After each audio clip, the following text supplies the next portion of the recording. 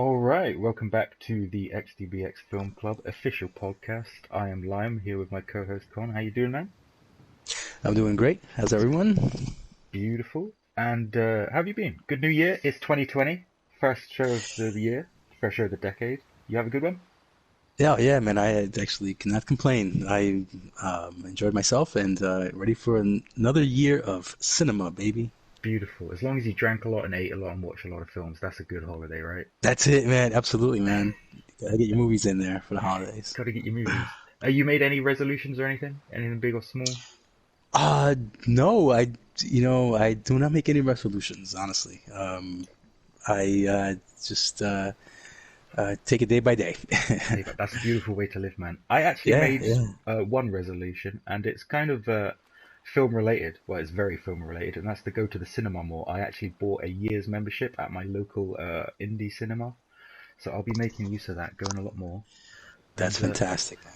I've already, I it's am only gonna. the 11th as we record this. I've already been to see three films. Sorry, what you say? No, for me, I have just the opposite story. My local indie cinema closed down last week. Oh, that sucks, man. Yeah, because what happened was there was this huge developer who was going to, put a lot of money into the area. There was a bank that was abandoned for a long time, so they were going to, redo the bank and just redo that whole. So the cinema was like in the corner, and like their parking lot was shared with this bank parking lot. So when they started the construction for this new bank, they kind of took away the kind of the parking for the cinema. Hmm. So people, they started showing up less and less. And most recently, what happened was the developer pulled out on the project, and so it's been sitting there for like 3 years now with no work. The ground dug up. There's no parking for the cinema, and the cinema, just couldn't stay open. That's And they, heartbreaking, man. That really is. yeah, no, but at the same time, I live in an area where people do love, cinema. So I'm guessing there's going to be another one, and if not, hey, maybe that's my life's project. You start your own, open your own. I open my own, and I love it because that's like, there was the indie stuff, and it's where I watched Slumdog Millionaire.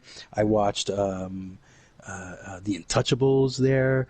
Yeah. Um, a lot of a lot of those great indie films that don't make it to the mainstream cinemas. So yeah, I'm a little definitely hurt by that, but I'm happy for you, man. I'm glad that you are going to get a chance to. But hey, you know what? Maybe I'll look into that too and get a little pass or something. Yeah. I can. But speaking of going to the cinema more, yesterday I went to see 1917, which I know you've not seen yet.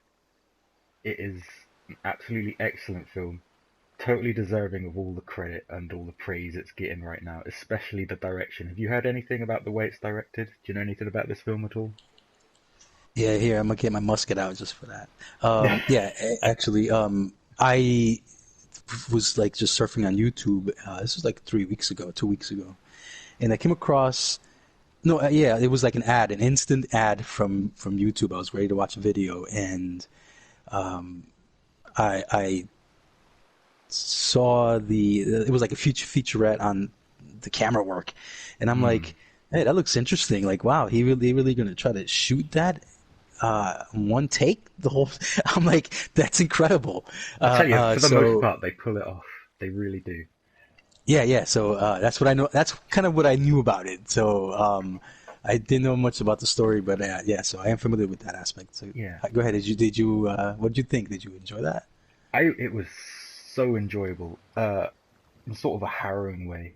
The way it's shot, the way that it is one take, and the way the camera just follows along with the two leads, it really makes you feel like you're the third man of their unit and you're going on this mission with them. It's kind of full of tension. It's tense the whole way through. It's not very. It's not full of action for a war film. There aren't any, or there are a couple, but there aren't too many huge set pieces where you see loads of soldiers going at it or anything.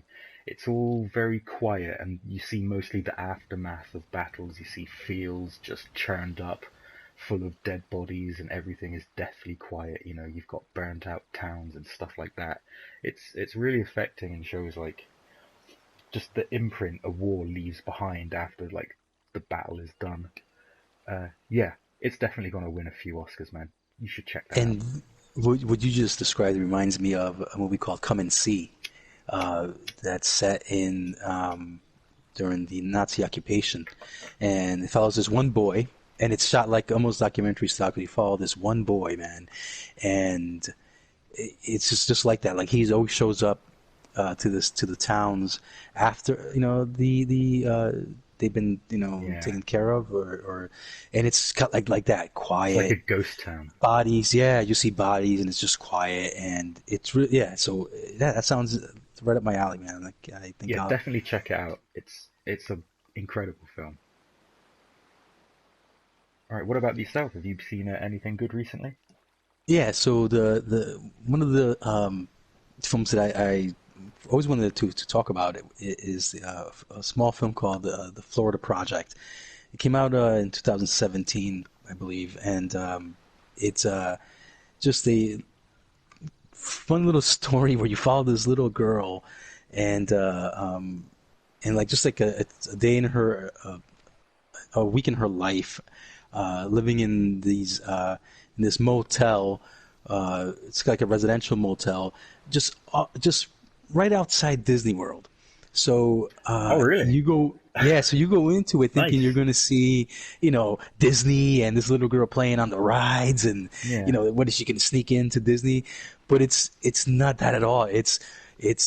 Her Disneyland is this project, this hotel, and like the rides are her little adventure with her little friends, and they're always trying to like sneak into rooms where they shouldn't be in, and they're like always like being nosy at the adults, and it's a motel, so it's not always the most favorable people that stay there, and her mother is kind of she neglects her because she's just a young mom, and Hmm. she's caught up into a little bit of the drugs, and but she genuinely loves her daughter. But so it's just follow the little girl around, and the great Willem Dafoe is in it, and he plays the motel manager, and it's one of his really low key roles, but Because he man, can go this real over man the top sometimes, can he? and this yeah, and but this performance is almost like what we are going to talk about later. Another role that he just most recently had, where he's really self-contained but powerful. In this, he's powerful but self-contained, but he's gentle, and he rules with an iron fist, but it's so subtle that you can tell he's just full of compassion. And but it's a great little film about this little girl that we follow around, and your heart bleeds for kids like her because she's so smart, and her great personality. It's like the little girl you want to have. Yeah. And Just in a rough unfortunately she's situation. just in a rough situation, and but it's really definitely worth a watch, man. The I'll Florida check that out, Project. man. That sounds like a great It's film. I know fantastic. it got a lot of awards buzz. I actually think Willem Dafoe got nominated for an Oscar for Oh his yeah, oh performance. yeah. He did, yeah. So yeah, I'll definitely put that on the list. And you mentioned, speaking of Willem Dafoe, I know a film we both recently watched and we both quite liked is the Lighthouse from last year, 2019, directed by Robert Eggers. And it stars, like I said, Willem Dafoe and Robert Pattinson as pretty much the only two people in the film. Do you wanna do you wanna take a shot at describing the film, Con? Yeah, so the Lighthouse, Yeah, there it is. man, it's just it's an amazing little ride. I suggest that It is a ride, if you right? like if you like things that are visually challenging, mentally challenging, you gotta watch this movie because it kind of like stays. It's like your brain will not be able to help but try to sort things out, Yeah, and you want to learn more. You want to know more. Like if you go into this cold, believe, trust me, and you sit through the whole thing. When you're done, you're gonna want to research everything about it. Um, so no, I thought it was fantastic. What did you think about it, Lime? uh, I couldn't agree with you more, man. It's been about a week since I've seen this film, and I can't stop thinking about it. From the visuals to the performances to the ending, which I thought was incredible. Just the way it's shot, the black and white cinematography, and the sort of box framed aspect ratio made it feel like a myth from another time, like you're learning some sort of bit of ancient forbidden history.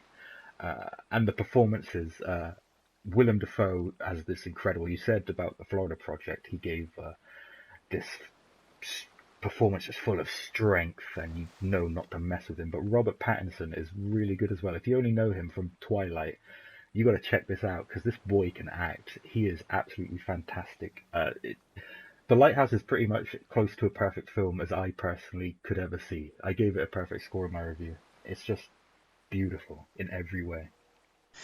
No, I definitely agree with you with the performances by both guys are just tremendous. I honestly was not gonna watch it anytime soon, mainly because I'm like black and white, two guys, by the One sea. cup. Not my favorite, not my not my most favorite location. And I'm glad that you said, hey man, don't worry about the black and white because it works, and it does. I think that it's definitely worth a watch. Again, if and even if it's not your type of thing, watch it because it's an experience, man. It's not just a movie. It's an experience. It's an experience, man. It Beautiful. is. It's great. It's just beautiful. It is. The black and white just works so well, and I wanted to get off that rock. I was so stressed out watching it because I'm like, I just want to go home. I wanted to be like those guys. I just wanted to go home. Yeah, you said I in your wanted to, review you would not want yeah. to do that job for no amount of No, money. no. And if a guy was, if I felt a guy was sabotaging me from going home, holy shit, Oh man. my god, you would go I, insane. I would. I just, yeah, I would go insane. I don't know how the guy kept working. I mean, I would have been like, we're done here. We're done, man. I'm gonna go take my mermaid toy over there in the. All right, man. So yeah, no, that was great. So, definitely recommend The Lighthouse, everyone. Go watch it, please. And if you're drinking, it's even better because those guys drink a lot, man. Holy cow. Okay, Film Club, we're going to resume our 2019 Film Club films. The next film that we watched was The Neverending Story, directed. Sorry, that was from 1984, and it was directed by Wolfgang Peterson. And Neverending Story is some of people's childhood favorites. And what did you think about it, Lime? I never saw this as a kid, so my first time watching it was as a grown adult, and I thought it was really charming. It wasn't the greatest film, but it had me entertained throughout. I liked the performance of the young actor who played Artax, the hunter hero, in the Neverending Story, the book within the film. Uh, the puppets did look a bit wonky, not the best. Not as good as stuff like the Dark Crystal or Labyrinth, which came out around the same time, but they did their job. Yeah, I thought it was alright. What do you think about it, man?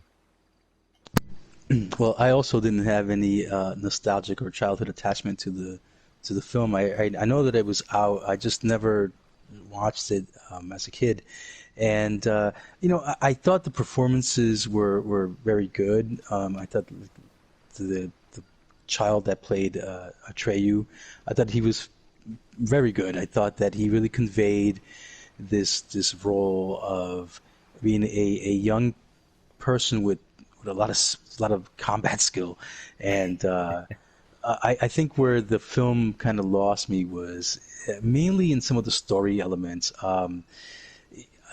When they summon help in the form of this hunter that they've heard rumors of, and Atreyu shows up and he's a boy, and they're like, you're a boy, and I found that they were discrediting him because he was a boy, but at the same time their queen was a little girl, so I found that odd that they would kind of almost discriminate against him.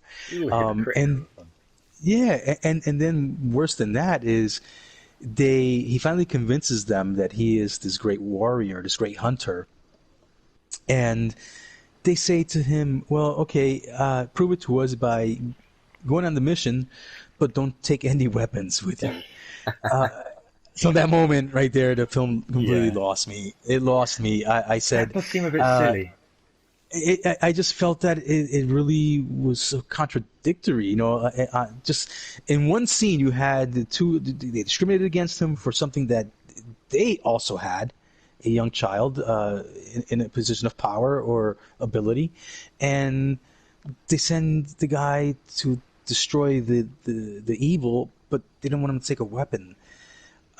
I wish they would have said, hey, don't use the magic axe because it releases this pheromone that kills our friends of this species. I did like how there were different clans of species, in this universe. Yeah, that was quite Um, I thought interesting. I thought Seeing those them were all at great. I that thought those were great. council. Yeah, yeah, and when I looked into the film, I know there was you could find like C-3PO. I think that they kind of wanted to put this universe in at the same time as other sci-fi universes Yeah, existed. But I thought that not one of my favorite films. I think because it was really more targeted for children, and I was as a child I probably would have not worried about plot lines and subplots and plot holes, but uh, yeah, it kind of didn't work for me. maybe you But I like could the next understand. film better though. But I can understand why people, it was one of their childhood favorites. Yeah, It was nostalgia's definitely a made. strong drug, man. Yes, sir. Yes, sir. So, Neverending Story. Yeah, I mean, if you like puppets and watch it. It's interesting. Right, what did we have next for the club? So, the next film that we had to watch was from the genre of sci-fi war film, and the wheels spun, and Dune from 1984, directed by Dune. David Yeah. Lynch, my friends. And Dune was very hyped. And what do you think about Dune from 1984? Dune. It looked great. I loved the set designs. I loved the costumes. I loved the ideas. But honestly, the film was a bit of a mess. Um, it's based on what I've heard is a very long novel, so they're trying to cram so much information into 2 hours, and you can tell that they're leaving so much out because it's a really confusing film. There's so much sort of narration explaining what's going on, so much exposition. Characters appeared like out of nowhere, and you have no idea who they are or what they're doing there. Uh, I was pretty much confused throughout. Now, you usually get that with a David Lynch film, but that's because it's usually on purpose. But here, I don't think it was on purpose so much. Yeah, I wasn't much of a fan of this. What about you, man? Yeah, Dune. I had to put it in the same category as the Neverending Story as far as uh, the way the stories were told. The story was told. This was a little more confusing because of all the terminology and all the names, and Yeah, they call like one thing three different things, and so if you're watching it, you just like casually, you are gonna rewind stuff because you're like, what the hell are they talking about? Or it who feels is that? like A you need to be person? Is that a taking notes place? while you're watching it. Definitely, or have had a some kind of a degree in the Dune film study or something, because it really, like you said, they try to fit so much into a short film, and I also feel like David Lynch kind of focused more on the visuals, and they're beautiful. There are a lot of great set pieces and the costumes, but yeah, for me, I think it was just a little over ambitious and too Hmm. fragmented uh, script wise. I just I felt like there was a they they probably should have took some more what do you call it, creative liberties with the film, and Yeah, just maybe taking some give ideas from the book and sort of made a right more or simpler idea out of that or something. I mean, listen, I would have retconned the whole thing because I would have had like the sandworms like reclaiming their planet. You know, I would have had everybody die. I would have said, you know, everybody's, you know, fuck the spice because you know what, the worms are no longer producing spice. They're tired of you humans trying to take the spice. You know, Would you so still have Sting in tiny, shiny silver pants? um, yeah, you know, Yeah, that didn't keep bother Sting me. in his tiny silver pants. Houston, He yeah, looked man, he good. had to do something in the film. He didn't do much, man. So you might as well give him some fucking underwear to wear. No, I thought that you know, like I said, there was a good film in there. It just didn't materialize. Yeah, it was just really, like I said, when you start confusing people with the narrative alone, it's just three families chasing one thing with three different names on a planet that's also got the same name as something else. It really was really it was way too convoluted, and unfortunately, Convoluted's the word for this film, I think. Dune failed, and now they're doing the remake. So who knows? Am I excited for the remake? I have to honestly say no. I could care less. I am quite excited because it's being directed by Denis Villeneuve, who directed the Blade Runner sequel, Blade Runner 2049, which is an excellent film. Okay, good. See, So so you know I'm more gonna than me check it about it. out. I'll check it out. I'll let you know if it's any good. Yeah, yeah. If you I'll let know you know if it's they confusing or not. I think that Dune could have worked if they just took one storyline, one character, and instead Hmm. of just doing Paul Atreides and then throwing on, you know, all these other, you know, characters, the Emperor. It just, like I said, it was 2 hours of just confusing storytelling. Yeah. You know, just too many characters, too many names, and just didn't work for me. So that's two But if misses in a you're a row fan of for the you now, book, man. oh no, yes, unfortunately, that was That is unfortunate. yeah, that was kind of sad, but it's okay because then we had Halloween season, Okay, baby. horror month. Okay, this is your time, right? Horror month was my time, absolutely.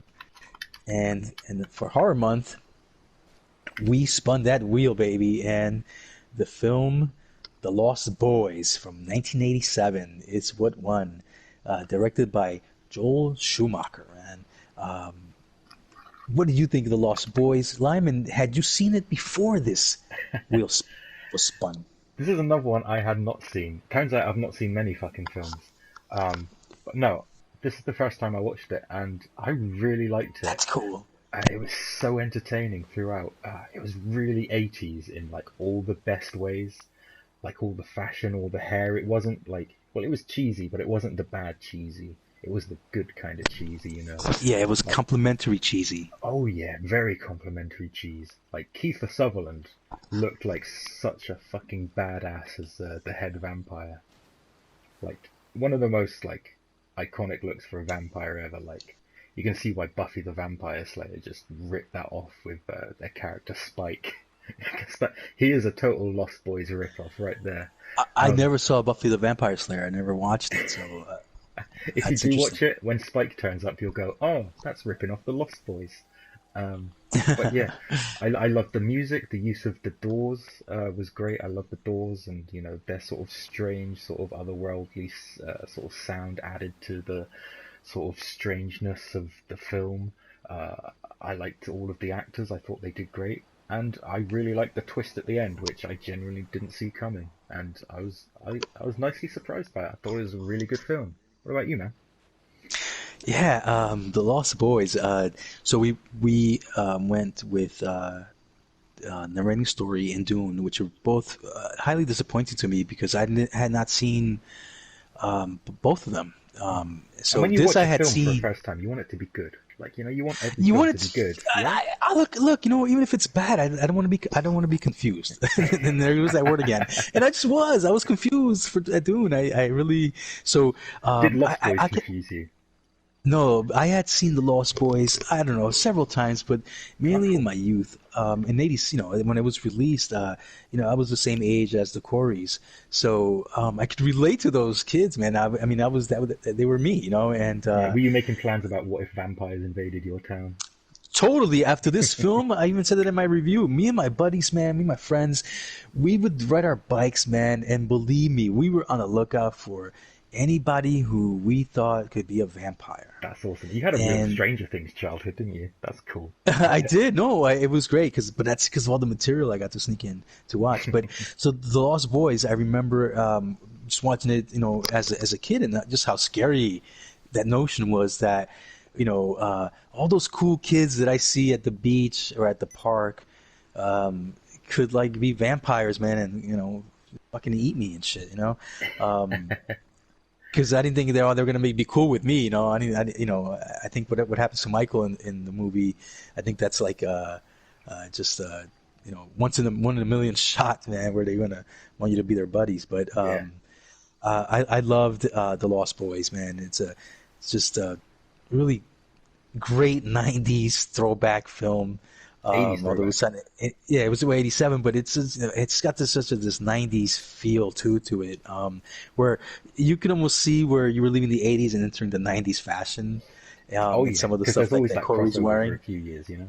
Yeah, yeah, and like so like you see all these like I said, I was like not just nostalgia, but the film itself, it's a great story. I mean, look, you know what? You moved into a new town, you see a girl, uh, she happens to know a bunch of guys that seem to be cool, and you want to fit in, and what better way to fit in than with the cool kids, and things aren't what they seem, man, with these kids. And I just thought that the comedy was funny in it.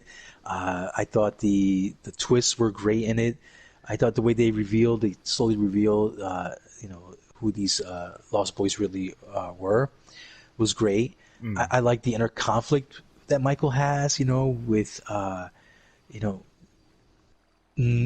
having no choice but transforming. So yeah, the Lost Boys for me worked on so many levels, and uh, I was pleasantly surprised, man, that I had realized just how much I had really enjoyed it when I all the times I watched it before that. And a shout out to, I think, the character that stole the entire film, the incredibly buff, oiled up saxophone guy from the concert towards the start. I love that guy. I couldn't take my eyes off him. I don't know what that says about me, but he was great. He should have been in more films.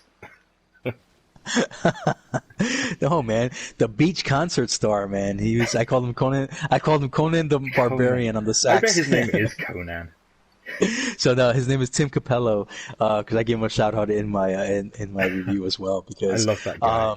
it's like and I think that's where the film really worked. You get these amazing scenes of tension and holy shit Yeah. danger, and then you get the fucking buffed up WWE guy playing the saxophone, fucking gyrating his hips like it's like he's Shakira, and you're like, holy shit, man! It's just like Oh, it's beautiful. everything works so well, and I think that if you've never seen The Lost Boys, people, you have to go watch it, man. It's just a great little story, and it's still, I think for me it still stands up, man, Yeah. today, you know. Yes, I really Great enjoyed it. soundtrack, like you said. Great soundtrack. I think all the music was done, and played at the perfect times. I mean, when they first, take off on the bikes, and Michael has to chase them on the motorcycle. Man, it's just that whole scene is. I remember I was watching it, and then as soon as that scene came on, I sat up and I'm like, "Yo, let's go, let's watch The Lost Nice. Boys." Let's really You get were into in. it. You Yeah. were there, man. That was how good it. Yeah, that's how I sat up to like watch the rest of it because Awesome. it was it was so good. So yeah, The Lost Boys, Awesome. Not definitely. only The Lost Boys in Halloween, but it was a double feature, because horror films always come as double features, man. You are correct, Lime. So the second half of the horror month double feature was the film Train to Busan, a Korean horror film directed by Yang Sang-ho. Uh, Great little film. What did you think about it, Lime? Train to Busan, Train to Busan. I love this 2016. film. Yeah, a modern zombie film, uh, Korean. So you've got that sort of I don't know. Korean filmmaking is quite different from sort of Western filmmaking. I recently watched Parasite, which is fantastic, and they just have a way of telling a story that's sort of very restrained, and it takes their time with it, but it's very impactful. And Train to Busan does that with the zombie film. I love the scenes of the father with his little girl, and at first he's sort of kind of standoffish with her. He doesn't sort of know how to be a father, and that grows over the film in such a beautiful way. The ending was heartbreaking, especially as they're going through the tunnel and there's that tension as they're approaching the soldiers, and the soldiers think they're zombies. Yes. I thought we were going to get a Night of the Living Dead ending where the survivors get killed by the cops by accident. I generally thought that was going to happen at the end, and I was really relieved when it didn't. And the scenes of the zombies, just the hordes teeming through train stations and clinging onto the back of the train as it drives through the station. Oh man, it was really fucking good. I love Train to Busan. You had at every single point that loved. I loved the dynamic between the father and daughter. I loved how he was so distant in the beginning, and I loved all the little clues that we get in the beginning of who he is. Like you said, it's a signature way that the Koreans tell a story in cinema. They not only visually striking, but also thematically. They really block scenes so good. I mean, if you watch Train to Busan again and you see just how the choreography of all the movement of all the characters in something that should be chaotic because it's zombie hordes and people being attacked, it's almost like a dance. Oh yeah, you can follow it easily. It's never Yes, gets it's like a dance. confusing or anything. No, it really is. And like you said, every zombie moment is exquisite. The one scene where the book spine saves one of our heroes from a Yes. zombie bite. Oh, that was such a good moment. So it's little things like that. The when our homeless guy, he does that one thing to attract the horde, and it's such a nerve-wracking moment when you hear him, and he I don't want to spoil it, but he does something with his foot, and it was like, I remember saying to myself, oh, good. He's going to be saved. He's going to be saved, and oh, it just happens. And I thought that there was great moments without the jump scare. There was a few little things, but I think they were all effective. And I the only thing negative for me, honestly, was I didn't understand the last part of the film where the I want to call it the people that didn't want to share the train Oh cab. yeah, like the asshole businessman. I Right, forget the right. characters' names. But what I didn't understand is there's the last two cars on the train, and they're occupying the second to last one, and I didn't understand why they wouldn't have moved to the last train and separated themselves further from the horde and gave in because I guess let's call them they thought they were contaminated. They Like it was a plague or something. oh man, I think we're just getting Oh, should we just move away? this guy here. Oh, for fuck's sake! Ah! We'll be back in a minute. Right, so before we were very rudely interrupted, Con was just giving his final thoughts on Train to Busan. Yeah, so Train to Busan, I'd say definitely recommend it. It's one of the better zombie movies that I've seen in a very long time. It's just really well acted. I can't emphasize that enough. It's really well told. It's well directed, and it's got great ending. It's got a great build up. It's got great situational criteria, I should say, or great situational Threat, awareness tension. of everything that's happening, and it just makes everything makes sense for the most part.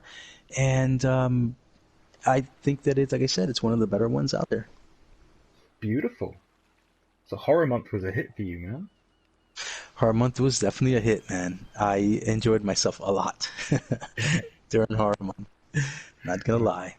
so going from horror month, November, we celebrated the career of Ridley Scott. What did we watch in November, man? And so in November we watched Gladiator from 2000, like directed, like you said, by Ridley Scott, my friend. Sir Ridley Scott. The world famous Gladiator. So what did you think of Gladiator? Gladiator. Everyone's seen Gladiator. It's a classic. It's the last great Hollywood sword and sandals epic, in the mold of Ben-Hur and stuff like that. Spartacus. I love it, man. I've always liked this film. First time I saw it in the year 2000, until a couple months ago when I watched it. It's just fantastic from beginning to end.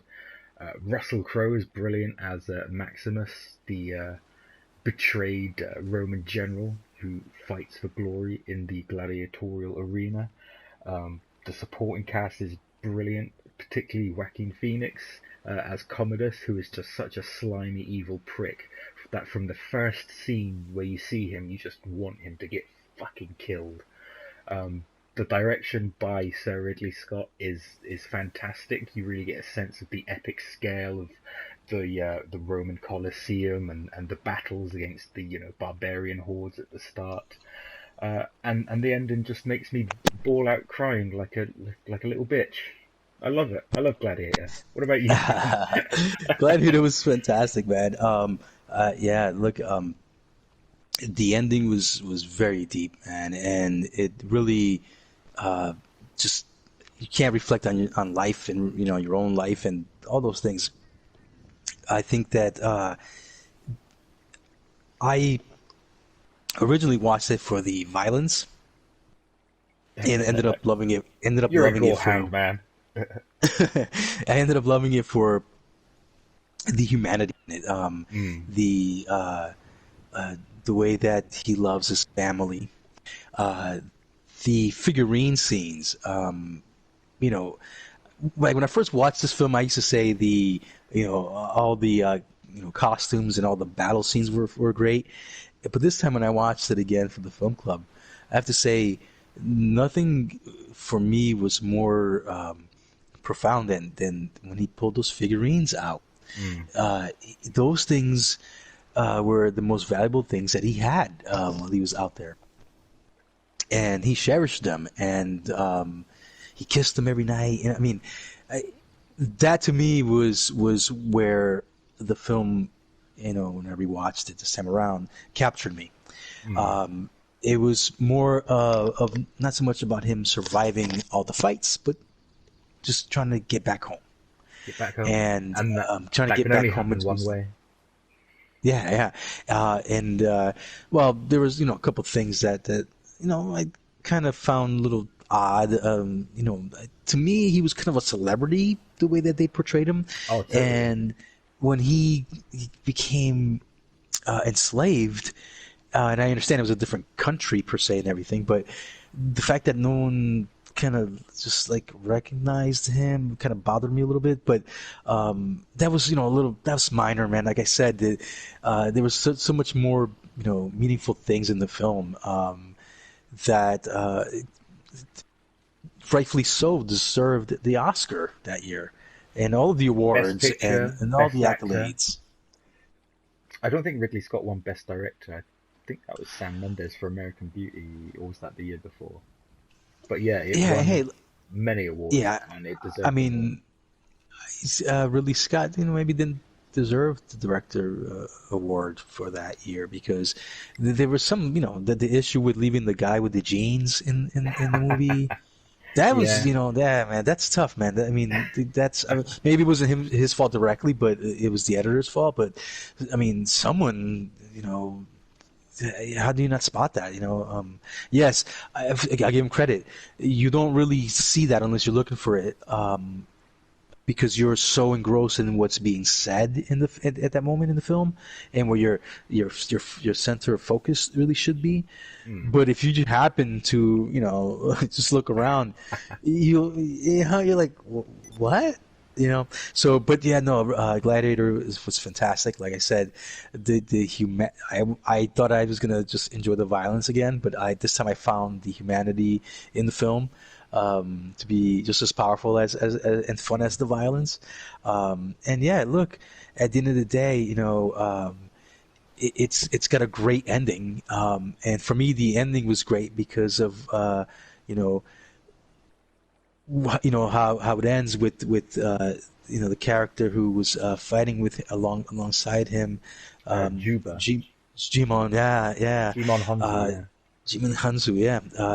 He says, I'll see you again, but not today, or something along those lines, and it's just a great film. I think that if you haven't watched Gladiator, put it on your list. You know what? Watch it Who hasn't tomorrow. watched Gladiator?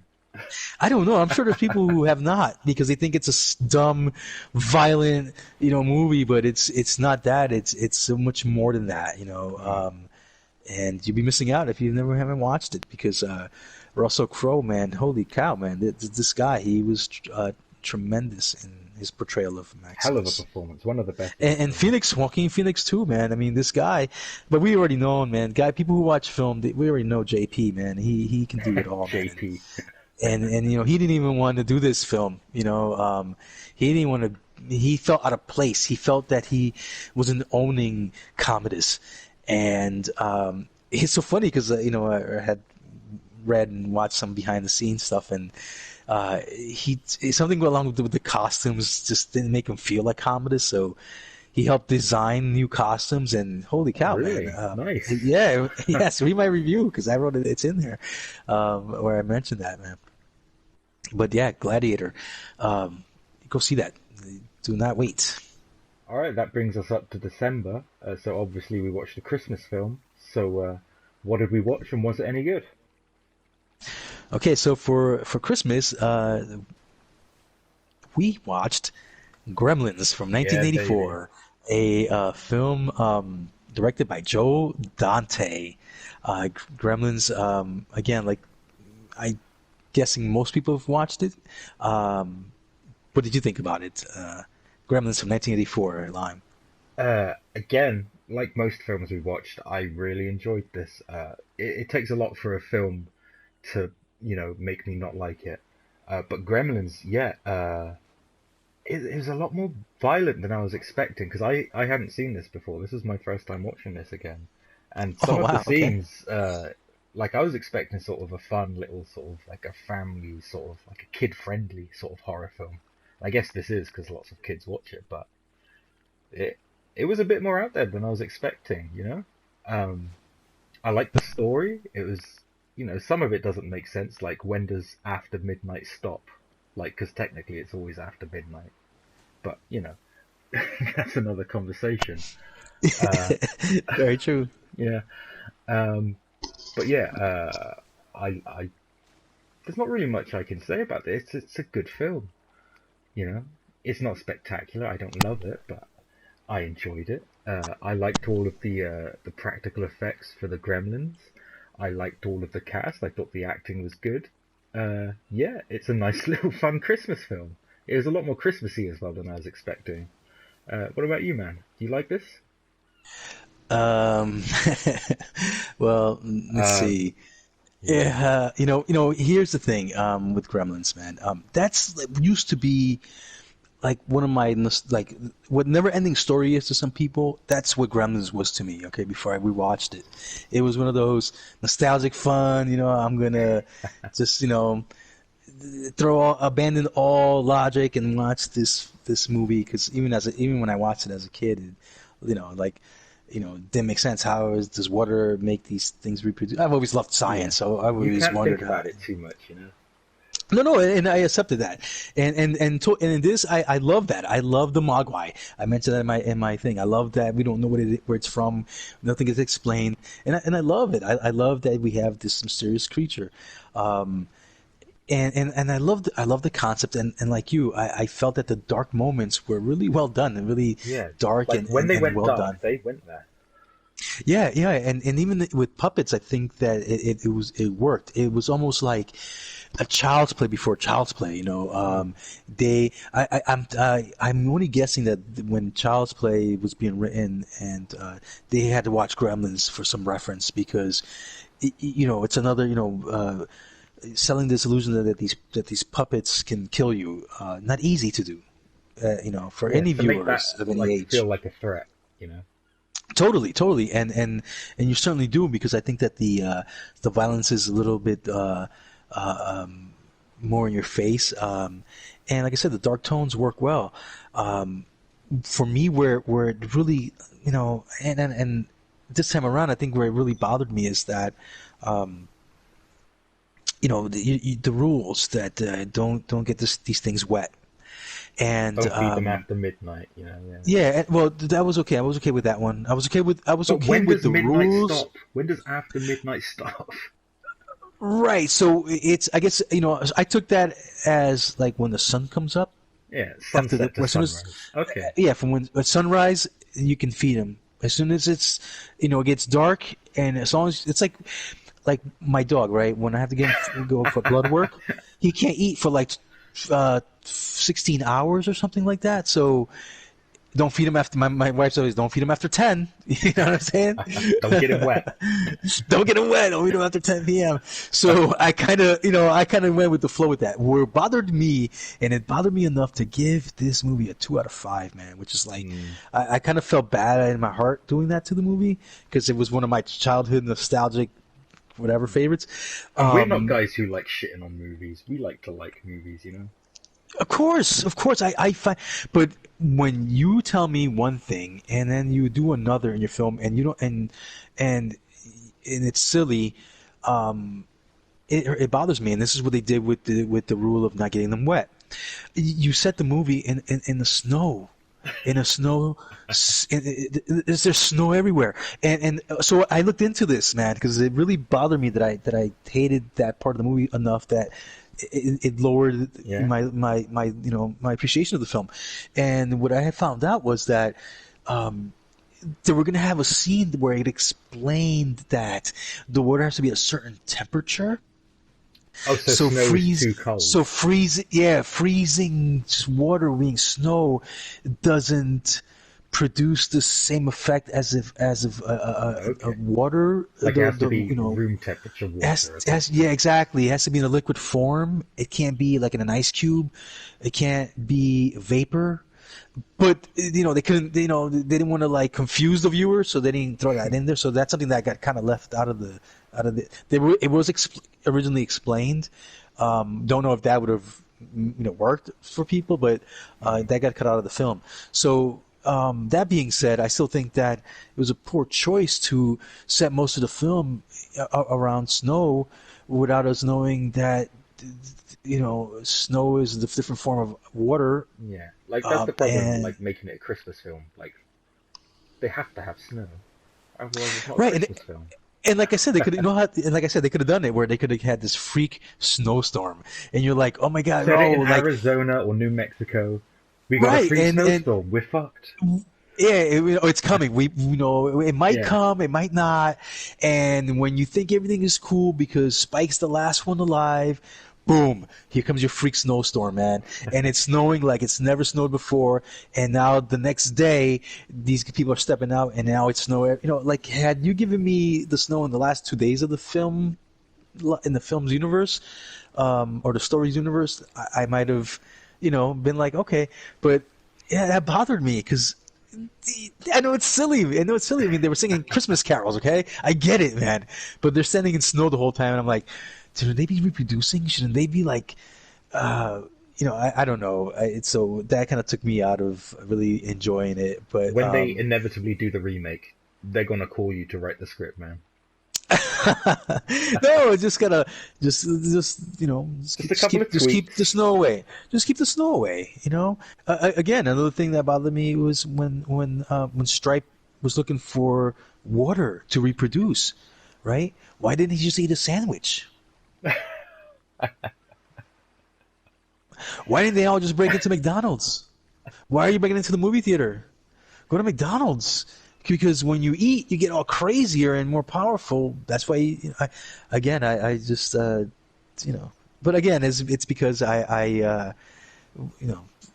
kind of it took me out of the I took Yeah. myself out of the I took it too serious this time around, and it wasn't my fault, man. They put snow in the movie. How dare they put snow in a Christmas movie? Those I didn't fucking have a problem assholes. with I didn't have look. I didn't have a problem with fucking Gizmo playing a fucking arcade game, tabletop arcade game. Okay, You didn't have a I problem with didn't them have a all going to problem. watch Snow White in the cinema. Right, I didn't have a problem with the Gremlins drinking whiskey, okay, and playing poker. But when they put snow all over the fucking thing, okay, that's where I draw the line. So out of Yeah. the second half of the year, out of these last six films, I'm guessing it's not Gremlins, but which one was your favorite? I would say my favorite was for the nostalgia, The Lost Boys. I think that it really brought me back to a really great time in life, Hmm. and I really was, Art is so you know, powerful for that, like films and music, yeah, no, no, no. Honestly, because it really was like if it was like a shitty time as me as a child, but it was a great time, man.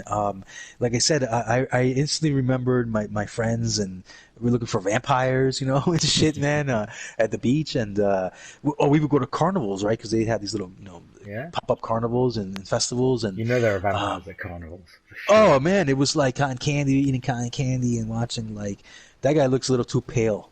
You know, um, that guy has a tattoo on his You know he's forehead. probably on meth or something. It was great. So yeah, I would say out of all them, the last six, I'd say the Lost Boys Very was nice. probably the most fun I had. What about you? Which one was your Uh, favorite? for me, I'm sticking with the horror month. Not Lost Boys though. Train to Busan. From Yes. start to end, I thought that was just a phenomenal film. One of the best horror films, zombie films ever made. It's up there with the likes of Night of the Living Dead and Shaun of the Dead. Uh, Absolute stone cold classic.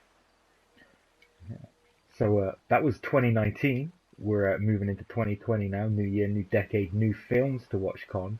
And we'll be talking about our first film of the year next.